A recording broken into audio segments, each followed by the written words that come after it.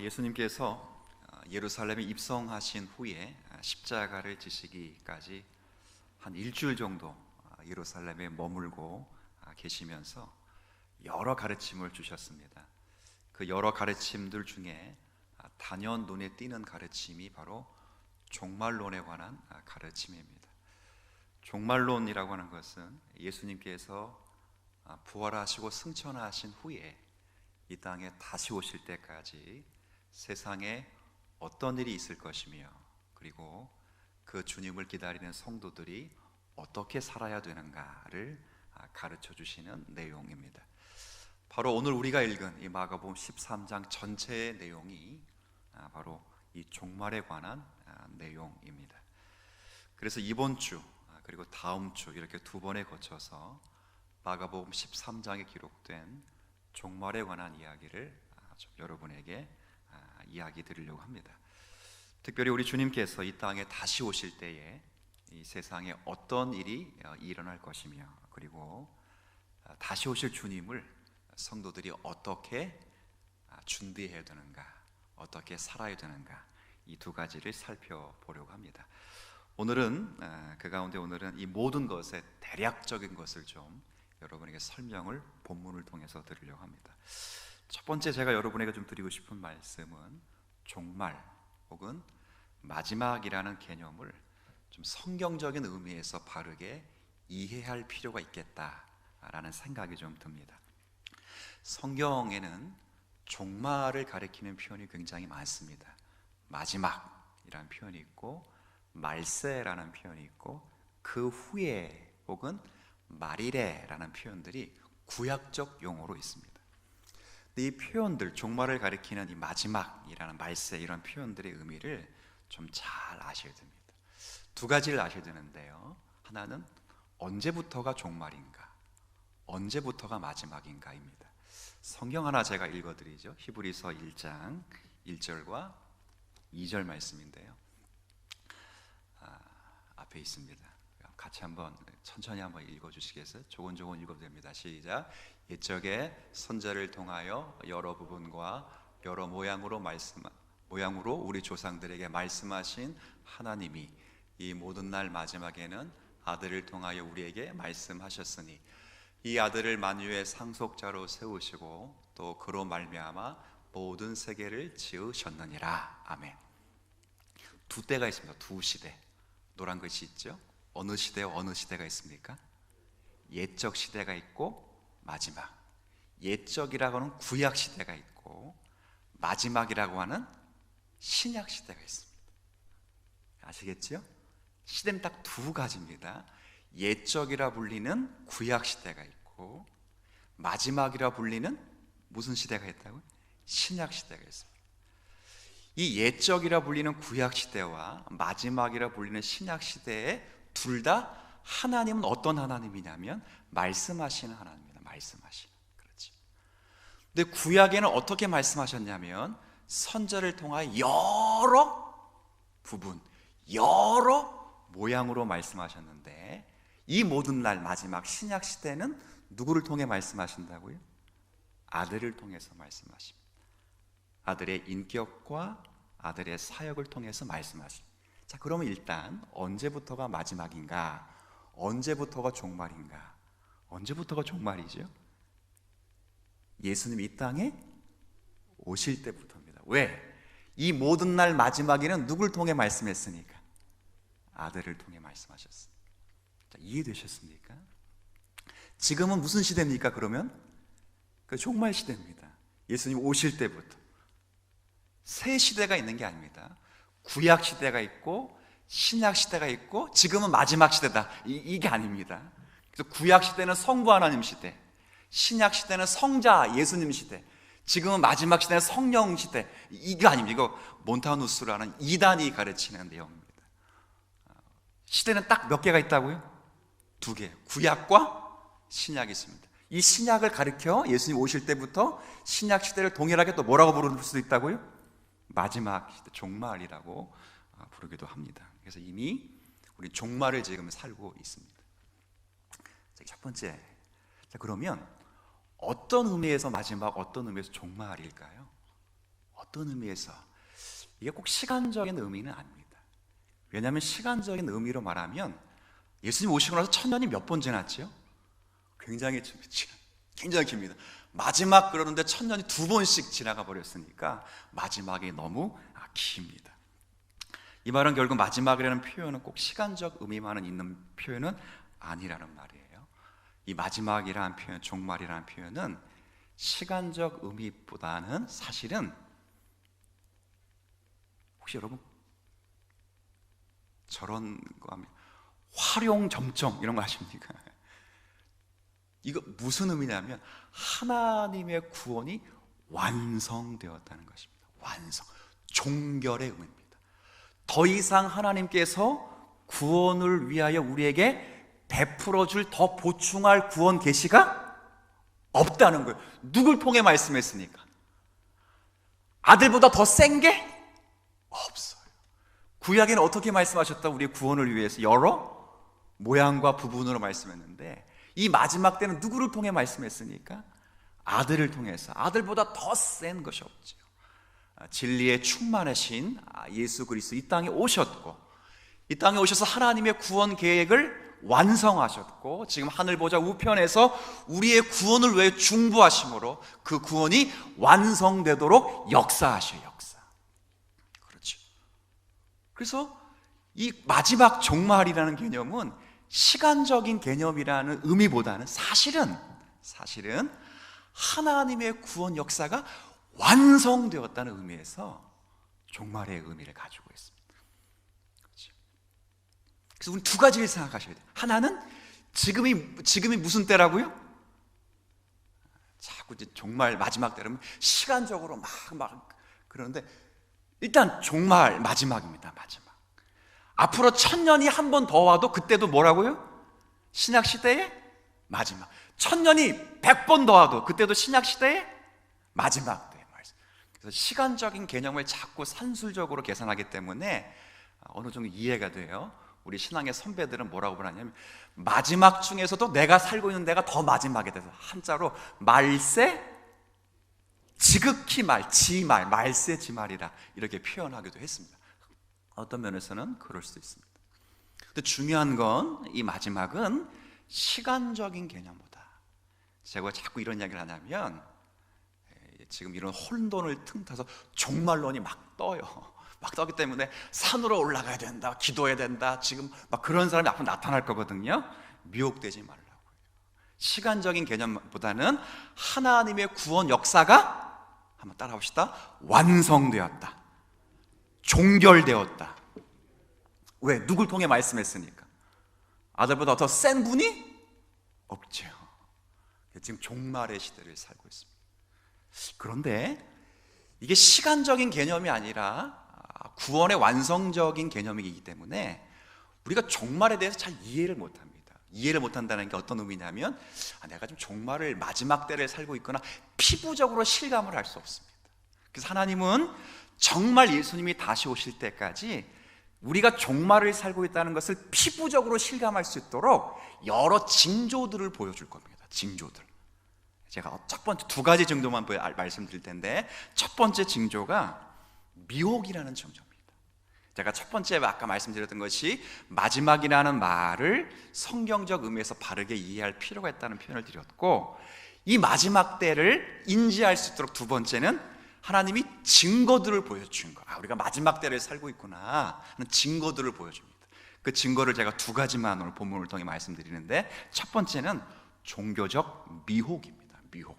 자, 5절과 6절 한번 같이 한번 조그맣게 읽어주세요. 시작. 예수께서 이르시되 너희가 사람의 미혹을 받지 않도록 주의하라.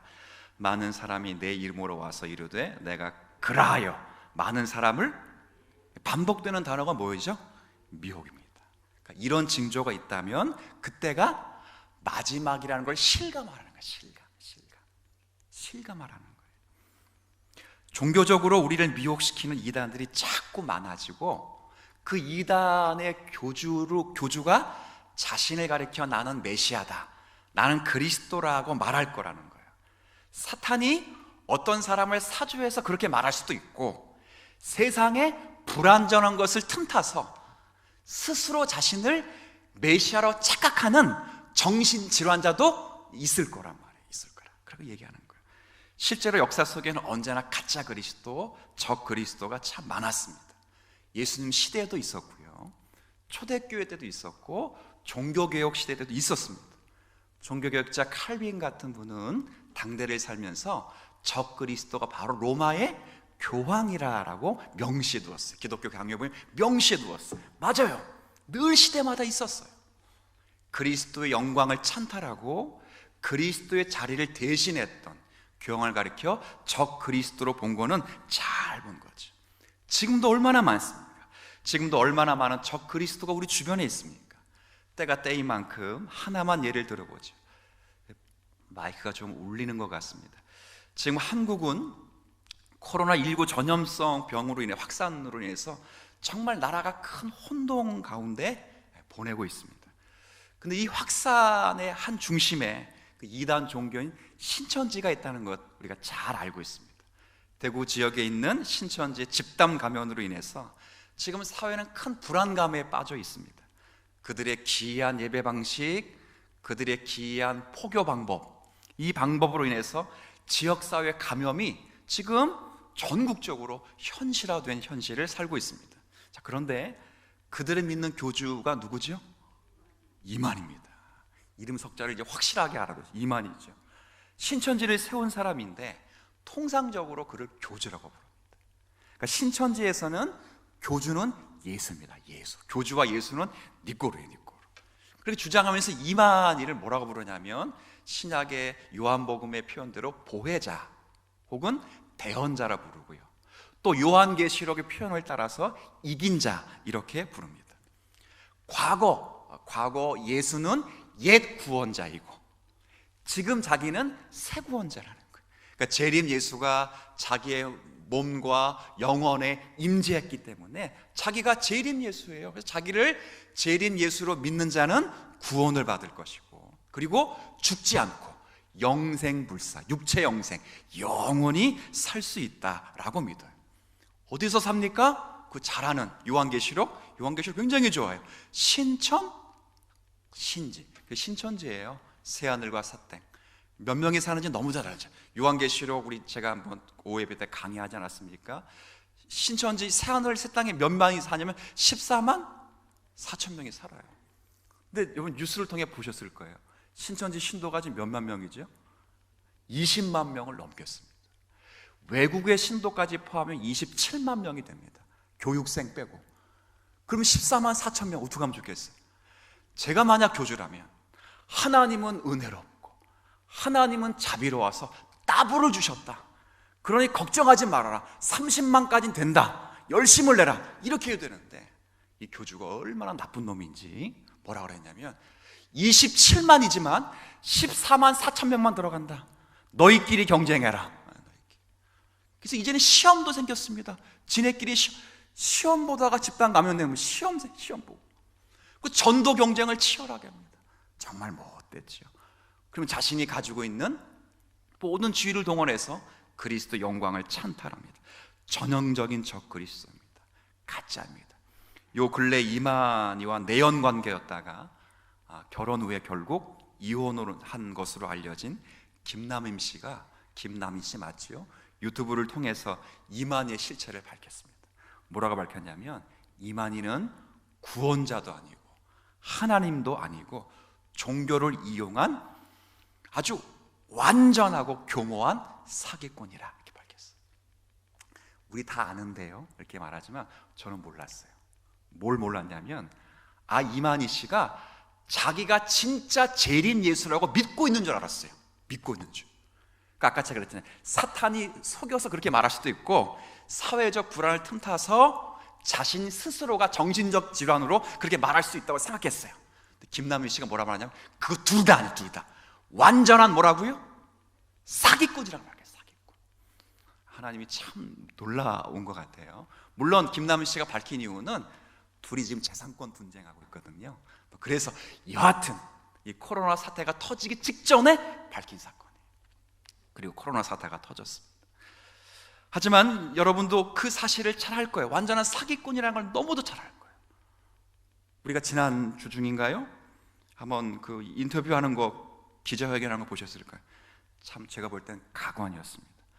육체의 영생을 한다는 사람이 마스크를 쓰고 나왔습니다. 참 제가 보면서 발음도 정확하지 않습니다. 횡설수설을 합니다. 그리고 제가 놀라 뒤집어서 뒷목을 잡았던 건 매년 10월 달마다 독감 주사를 맞는답니다. 영생 물사하는 사람이, 기자가 물었죠. 독감 주사 맞는다니까. 뭐라고 물어봤습니까? 본인은 정말 영생 물사할 거로 믿습니까? 그렇게 본인은 믿고 계십니까? 뭐라고 답했을까요? 답을 안 했습니다.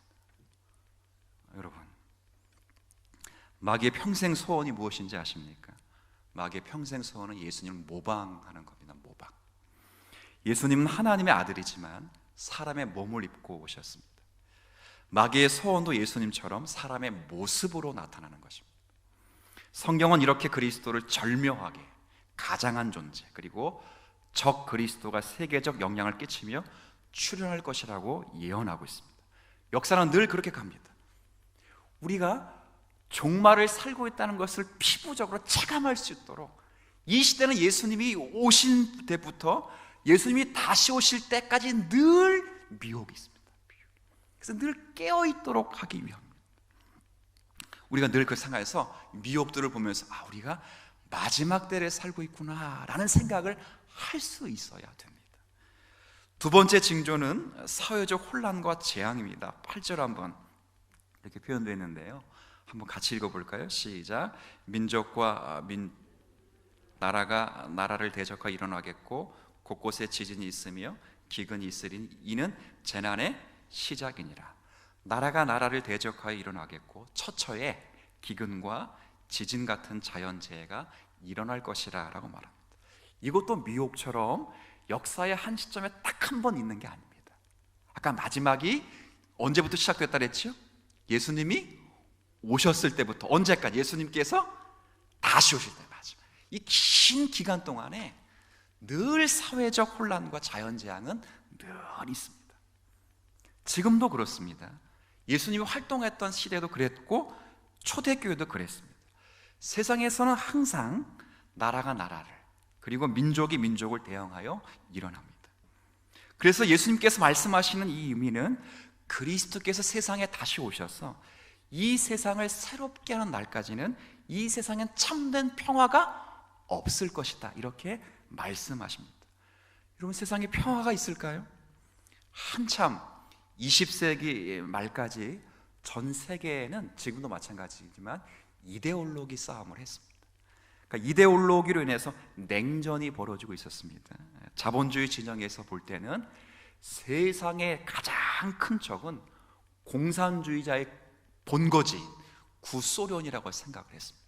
저는 그때 20세기가 되기 전에 소련만 붕괴되면 세상은 평화가 올 거라 생각했습니다. 물론 공산주의자는 미국만 무너지면 평화가 올 거라 저렇게 서로 다 주장했습니다. 근데 여하튼 두 거목 중에 한 거목은 무너졌습니다. 세상에 평화가 왔습니까? 21세기에 시작된 그 다음에 9.11 테러를 하십니다. 미국 쌍둥이 빌딩이 무너졌습니다. 자본주의가 승리해서 자본주의로 평화를 이룰 거로 생각했는데 자본주의의 메카인 뉴욕의 세계무역센터가 무너졌습니다. 그것도 테러에 의해서 무너졌습니다. 소련에 의해 무너진 것이 아니라 테러에 의해 무너졌습니다. 뭘 보여주는 것입니까? 온 세상이 그 사람들이 그것을 보고 경악하면서 이 세상엔 절대 평화가 없다는 것을 보여줍니다. 평화를 갈구하는 사람 자체가 부패했기 때문에 어떻게 이 땅에 평화가 올 수 있겠습니까? 세상이 이렇게 평화로운데요, 거짓 평화입니다. 누군가를 잡아먹고 압박하고 유지하는 평화일 뿐입니다. 누군가가 부여하기 위해서는 다른 어느 편에선가는 결핍을 당해야 합니다. 우리 다 알고 있지만 그것을 얘기하면 서로 불편하기 때문에 서로 이야기하지 않기로 약속한 것뿐입니다. 그게 법입니다. 그게 도덕이라고 하는 것입니다. 그렇지 않습니다. 주님이 다시 오실 때까지 세상엔 평화가 없습니다. 나라가 나라를, 민족이 민족을 칠 것입니다. 그래서 모든 주의 백성들이 어느 시대를 살든 참된 평화가 이 세상에 없다는 것으로 인해서 지금 자신들이 말세를 살고 있다는 것을 피부적으로 절감하며 주 앞에 설 수 있도록 하나님이 장치를 마련해 주신 것입니다. 자연도 마찬가지입니다. 얼마나 많은 제한제가 있습니까? 태풍, 지진, 쓰나미, 산불, 이게 어느 한 시점에만 있는 것이 아닙니다. 이런 재해를 통해서 세상은 그 스스로의 힘으로 세상이 영원하지 않을 것을 스스로 증명합니다. 말이 좀 어려운데요, 종교개혁 당시 칼빈이 제네바에서 목회할 때 그 시에 큰 지진이 한번 발생했다고 합니다.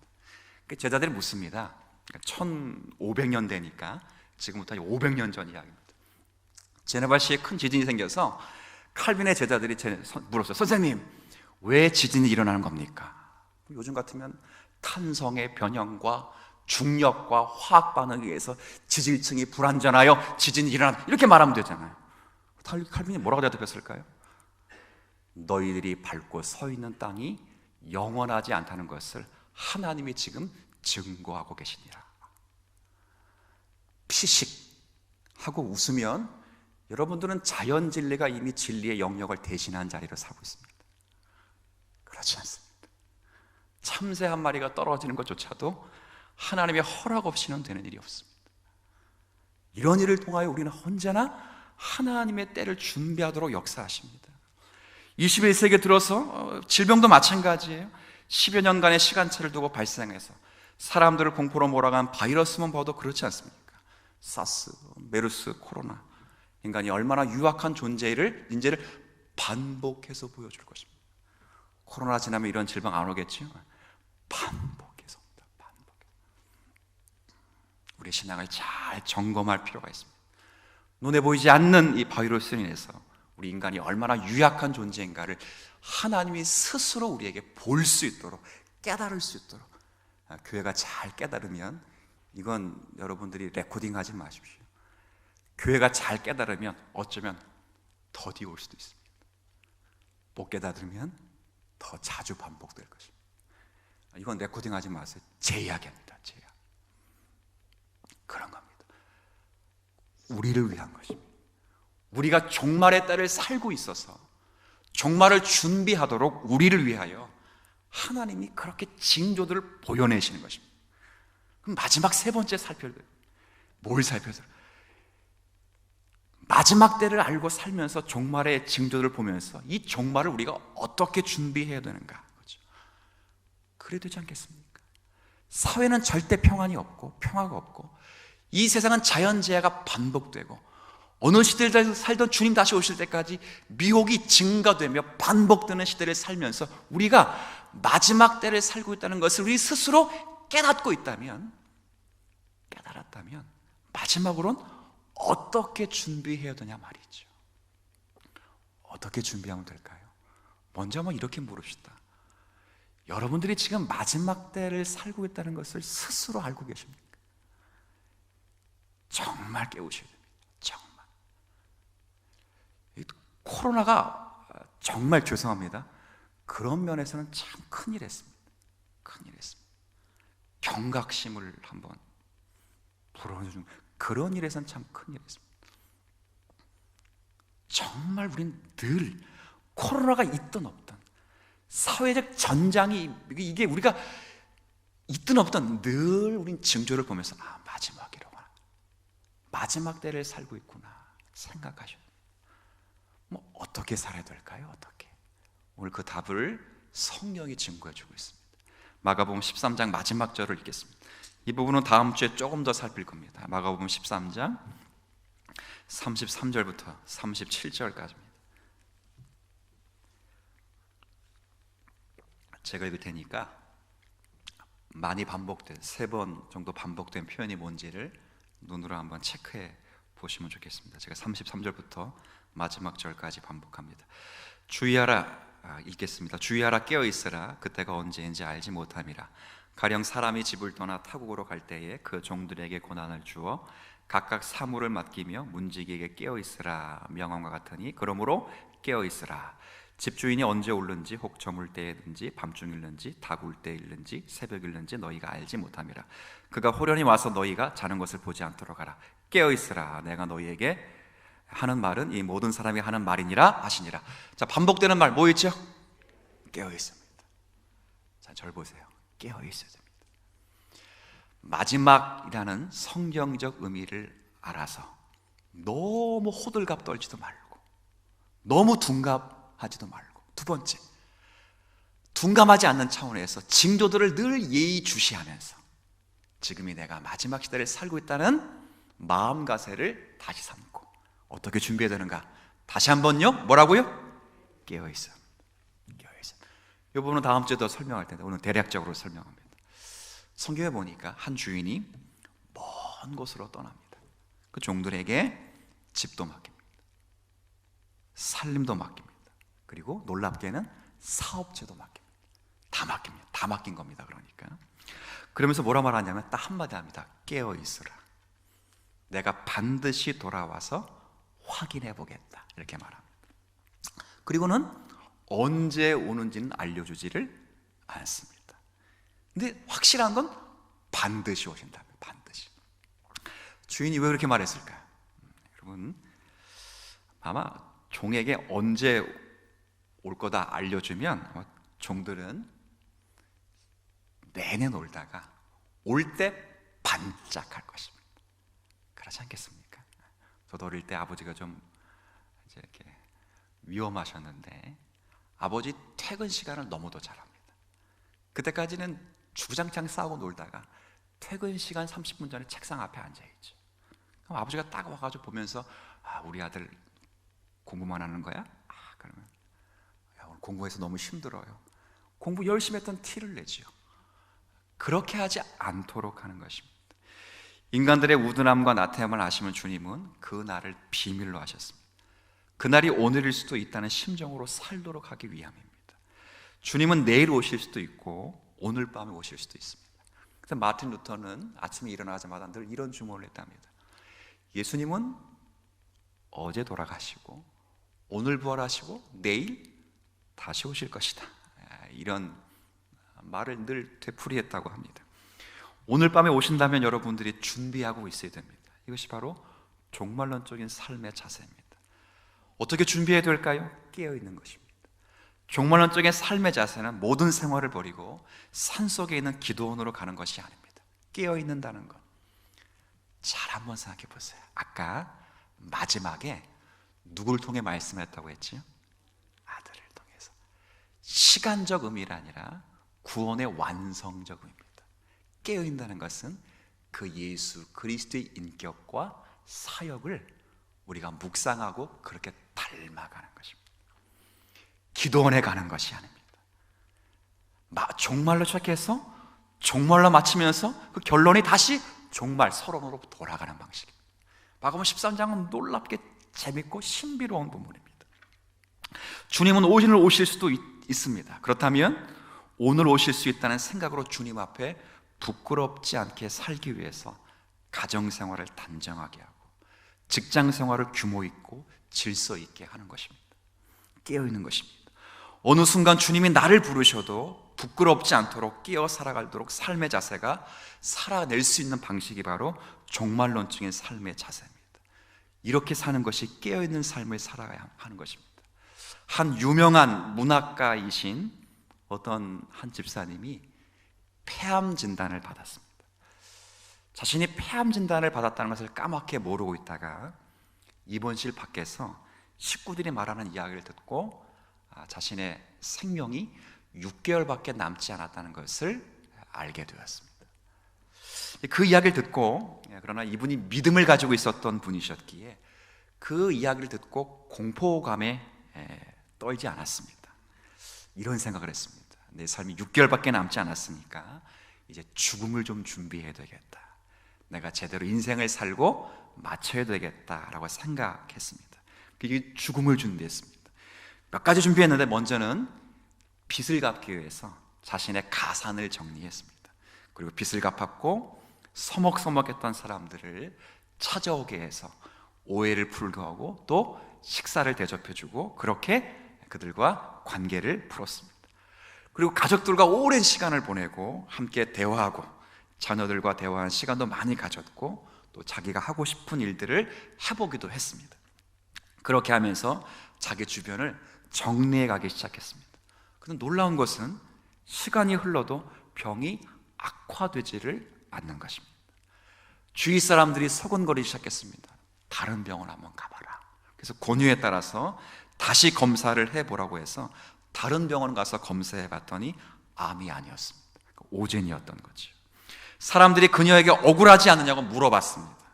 정리 아니라 그동안 돈도 많이 쓰고 마음도 고생도 많이 했는데 손해본 것이 많다라고 했습니다. 그러자 그 집사님은 아이러니하게 이렇게 말했습니다. 세상에 일생 동안 살면서 지난 6개월 동안 이렇게 진지하게 살았던 때가 없었습니다. 나머지 일생도 그런 마음으로 살고 싶습니다. 이 종말을 준비하면서 사는 성도의 삶이란 말입니다. 참으로 진지하게 하루를 나의 삶을 결산할 수 있는 마음으로 살아가는 것이 바로 종말을 준비하는 성도의 삶입니다. 오늘이라는 이 시간을 우리가 마지막을 준비하며 오늘을 살고 있는가를 저 여러분은 늘 물으셔야 됩니다. 주님은 오늘 다시 오실 수도 있습니다. 그러나 확실한 건 분명히 다시 오실 것입니다. 그는 영광 가운데 다시 오실 것입니다. 다시 오시는 그날을 바라보는 우리에게 던져지는 가장 중요한 질문은 바로 이겁니다. 여러분은 준비되어 있습니까? 우리는 마음의 준비를 하고 있습니까? 그겁니다. 깨어있는다는 것이 예수님이 언제 오실지, 집주인이, 사업체의 주인이 언제 올지 흥분된 추측으로 그 날짜를 계산하는 것이 아니라 언제 오셔도 될 만한 그리스도의 인격과 사역을 품고 닮아 있으라, 그 말입니다. 기도원에 가서 별짓다 하지 말고, 시간적인 측량으로 종말로 사람을 현혹시키지 말고, 지금이 종말이라는 마음을 가지고 예수 그리스도의 장성한 분량에 이르기까지 그리스도의 인격을 닮으며 그리스도의 사역을 흉내내 보라, 그 말입니다. 어디서? 가정에서, 직장에서, 교회에서, 사회에서. 기도원에서 그러지 말고. 마태복음 24장 같이 읽어보세요.